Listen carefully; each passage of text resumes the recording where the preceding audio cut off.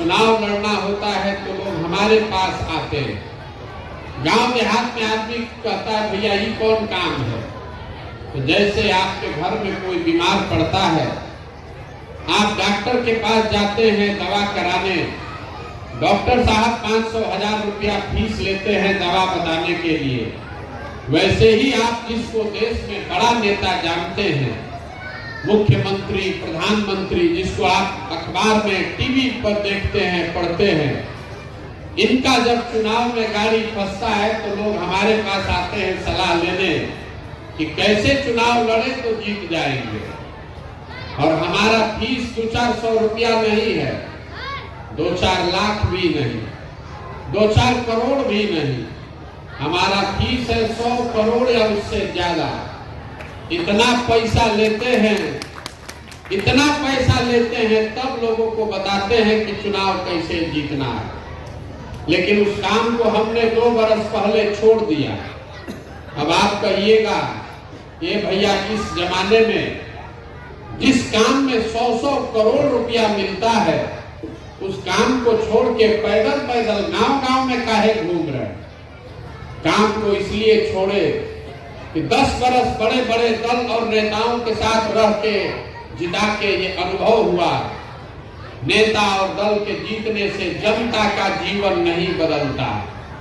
ये आपको हमको लगता है हमारा दल जीत गया, हमारा नेता जीत गया, हमारा जात वाला जीत गया, हमारा झंडा वाला जीत गया। जो जीत गया वो जीत के हेलीकॉप्टर पर गया, और आप और आपके बच्चे जहां थे वहीं पर रहिएगा। मुझे ये अनुभव हुआ कि अगर भगवान ने हमको शक्ति बुद्धि दिया है, जिसको सलाह देते हैं, जिसका हाथ पकड़ते हैं, वही आदमी जीत के राजा बन जा रहा है। तो नेता और दल को तो बहुत जिता लिए, एक बार चल के बिहार की जनता का हाथ पकड़ते हैं, आपके और आपके बच्चों को जिताने का प्रयोजन करते हैं। इसीलिए ये पद यात्रा शुरू की है। वोट नहीं मांगते। लोग पूछता है कि भैया वोट नहीं मांगिएगा, वोट किसको देना है नहीं बताइएगा तो बिहार सुधरेगा कैसे। तो पहले आप ये समझिए कि हम वोट क्यों नहीं मांगते। वोट मांगने वाला तो हर 2-3 वर्ष पर आपके पास कोई आता ही है। जो आता है वो यही कहता है हमको वोट दे दीजिए, हम आएंगे तो सब काम आपका हो जाएगा। यही कहानी सुन सुन के आप जीवन भर से वोट देते जा रहे। पहले कांग्रेस को जिताए, फिर 15 वर्ष लालू जी को राजा बनाए, अभी 18 वर्ष से नीतीश बाबू कुर्सी पर बैठे हैं। दिल्ली में हमने आपने मोदी जी को भी बैठा कर देख लिया। आपका और आपके बच्चों का जीवन नहीं बदला। तो अब कोई प्रशांत किशोर आए हैं, आप हमारी बात सुनिएगा, हम पर भरोसा करके हमको वोट दीजिएगा। तो इसका क्या गारंटी है कि जीतने के बाद हम धोखा नहीं करेंगे। जैसे पहले का नेता लोग धोखा किया, हम भी तो आपके साथ धोखा कर सकते हैं। इसीलिए हम वोट नहीं मांगते। अभी 15 मिनट में आपको रास्ता बताएंगे। अगर आपको रास्ता समझ में आ जाए तो वोट जिसको देना है दीजिए, लेकिन आपके बच्चों के लिए पढ़ाई और रोजगार का व्यवस्था निश्चित तौर पर हो जाएगा। इसका एकदम गारंटी है। आप 15 मिनट में भाषण नहीं देंगे। जितना लोग आप आए हैं, 4 वकील जमा आपसे सवाल पूछेंगे, आप जवाब दीजिए।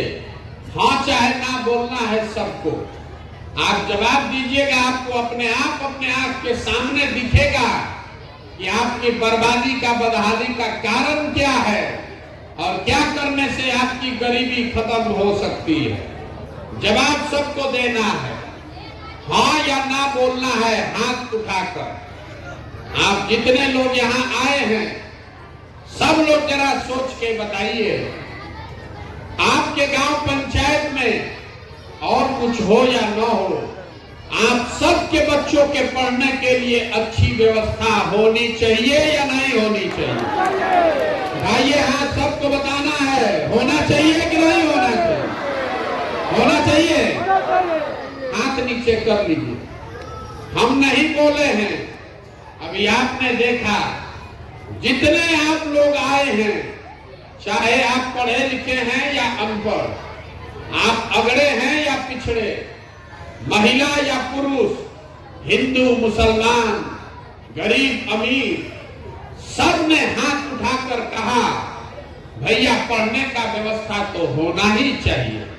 इतना समझ आप सबको है, सब आदमी इतना जान रहा है, अगर आपका बाल बच्चा बढ़िया पढ़ लिख जाए, पढ़ लिख के नौकरी रोजगार पा जाए, तो कोई मुखिया बने, कोई विधायक बने, कम से कम आपके बच्चे का जीवन सुधर जाएगा।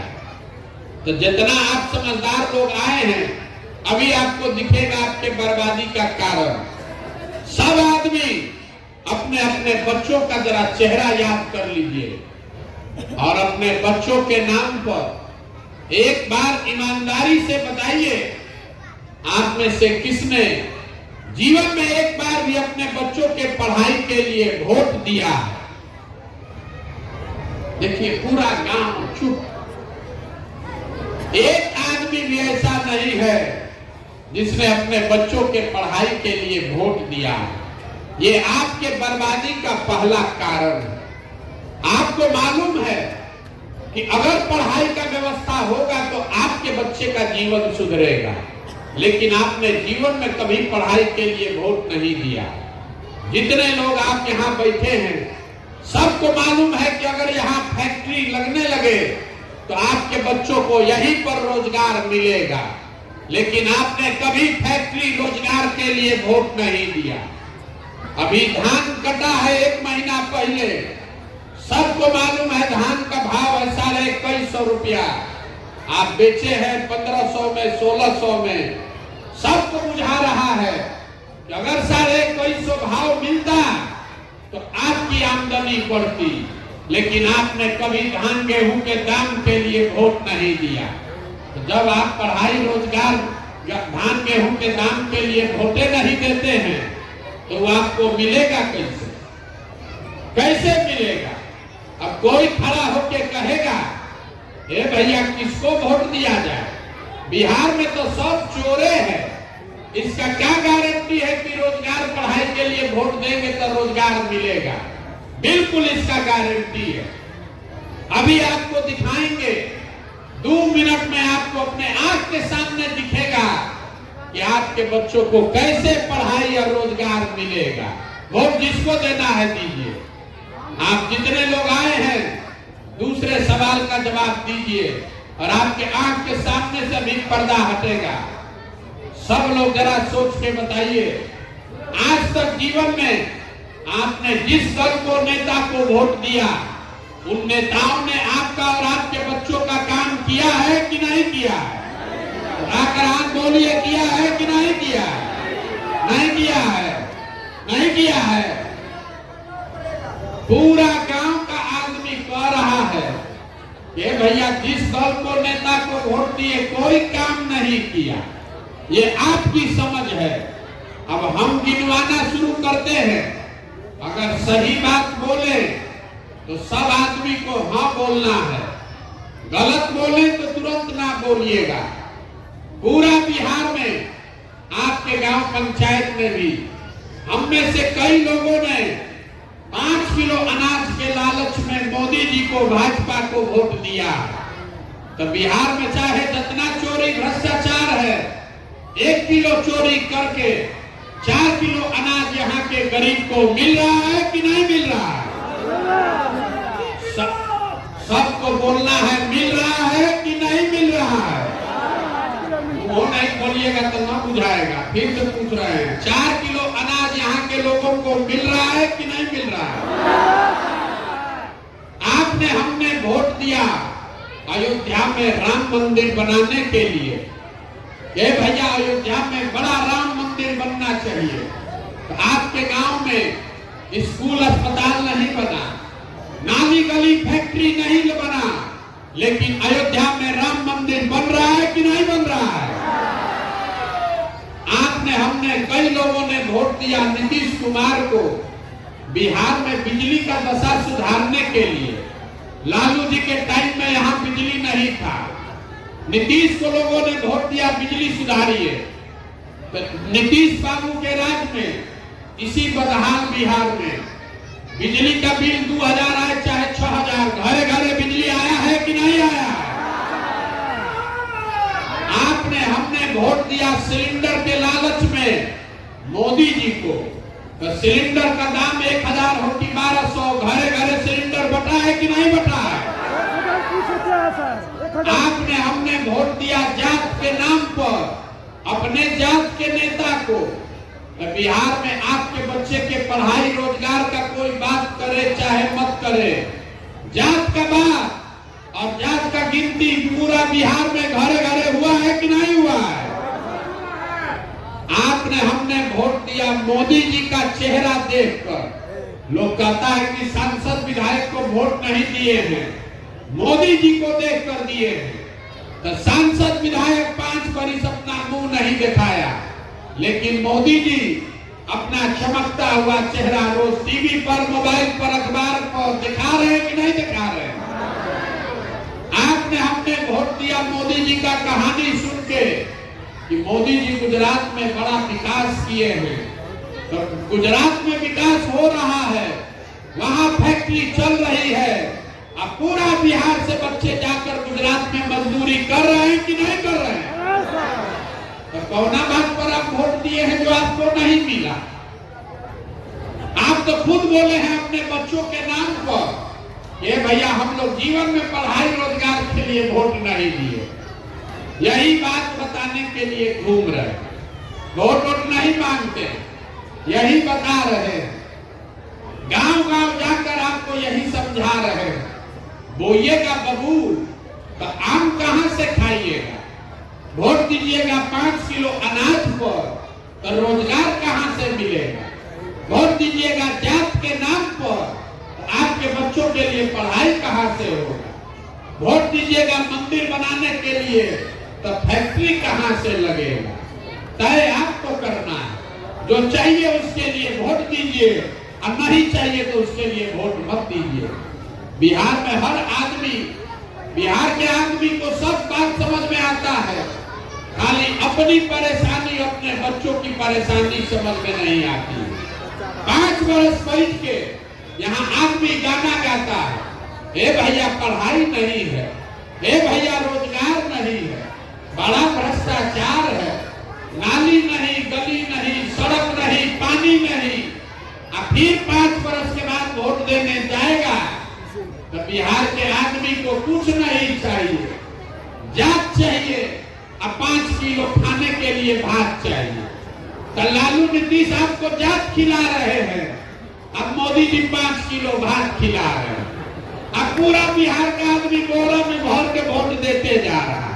अब फिर बैठ के करता है भैया बड़ा गरीब है, कैसे करे, कैसे नहीं सुधर रहा। अब आपका ये दुर्दशा क्यों है, अभी आपको दिखाते हैं। आप जरा बताइए, अगर आप अपने और अपने बच्चों का चिंता नहीं कीजिएगा तो दुनिया में कोई आपके बच्चों का चिंता करेगा? भाई आप जितने लोग यहाँ बैठे हैं जरा ईमानदारी से बताइए हाथ उठाकर, आपको अपने बच्चों की चिंता है कि नहीं है? आइए हाथ उठाकर बोलिए, अभी आपको दिखेगा कि आपकी बर्बादी क्यों है। आपको अपने बच्चों की चिंता है कि नहीं है? है। पूरा गांव, पूरा पंचायत का आदमी एक साथ बैठ के झूठ बोल रहा, सब झूठ बोल रहे। हम अभी आपके गांव में आए हैं पैदल चल के, 9 किलोमीटर अभी हम पैदल चल के आए हैं। रास्ता में जितना हमको बच्चा मिला है, अगर 200 बच्चा आपके घर का गांव का मिला, आधा से ज्यादा बच्चों के शरीर पर तो शुद्ध कपड़ा नहीं है। आपके बच्चों के पैर में जाड़ा का दिन है, उसमें हवाई चप्पल नहीं। पूरा हम 14 महीना से चल रहे हैं, किसी विद्यालय में आप लोग के बच्चे पढ़ते हुए नहीं दिखे। 10 बजा खिचड़ी खा के लड़का सब रोड पर, सड़क पर, घूरा पर दौड़ रहा। ये आपके बच्चे हैं। यहाँ आपने हाथ उठाकर कहा कि हमको हमारे बच्चों की चिंता है। जिन नेताओं ने आपके बच्चों का ये दुर्दशा किया है, शरीर पर कपड़ा नहीं, पैर में चप्पल नहीं, हाथ में किताब कॉपी नहीं, उसी नेता को कल चुनाव होगा, यहाँ बैठा हुआ सब आदमी जात के नाम पर फिर जाकर वोट देगा और कहता है कि बच्चे के लिए चिंता है।